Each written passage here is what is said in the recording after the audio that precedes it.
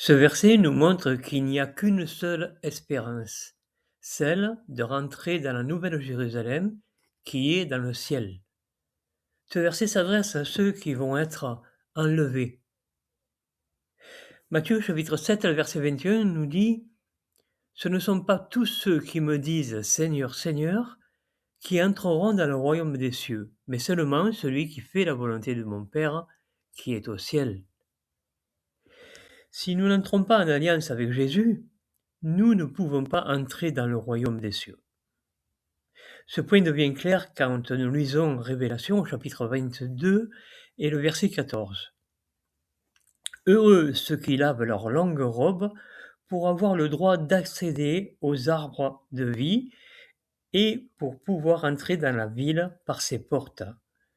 Dehors sont les chiens, ceux qui pratiquent le spiritisme, ceux qui commettent les actes sexuels immoraux, les meurtriers, les idolâtres et tous les individus qui aiment et pratiquent le mensonge.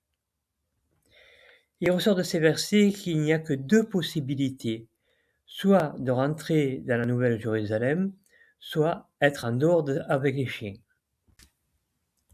C'est ce que nous montre aussi Matthieu au chapitre 7 et le verset 21, qui nous parle du royaume des cieux comme la seule espérance.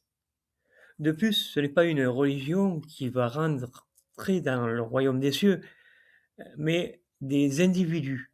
C'est un point important pour comprendre ces versets.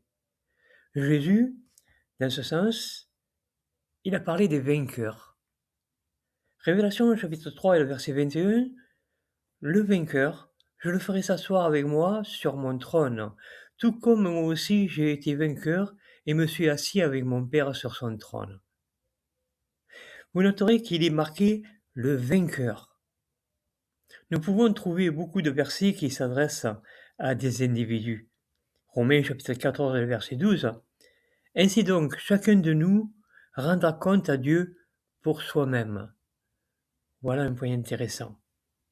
Psaume chapitre 49 et le verset 7 nous dit aussi « Aucun d'eux ne peut jamais racheter un frère ni donner à Dieu une rançon pour lui. » Si nous comprenons bien, nous voyons que c'est l'individu qui est concerné et que certains ne pourront pas rentrer dans le royaume.